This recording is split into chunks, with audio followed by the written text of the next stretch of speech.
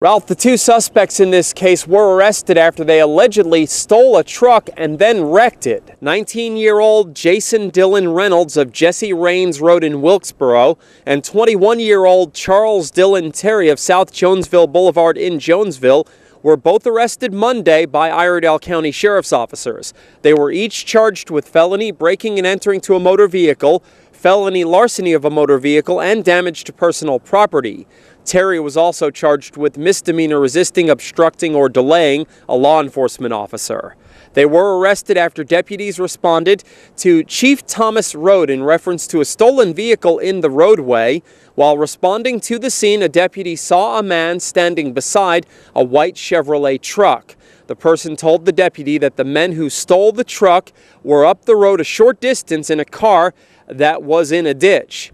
The deputy responded to the scene of the wreck and found one of the suspects. However, the second suspect was not at the scene. The suspect that the deputy located was Jason Dylan Reynolds. The second suspect, later identified as Charles Dylan Terry, ran away into a wooded area. With the assistance of K-9 Officer Rex, deputies searched the area. The K-9 tracked Terry through the woods. They found the suspect in a wooded area behind several houses where he was taken into custody. The truck, valued at $67,000, was recovered.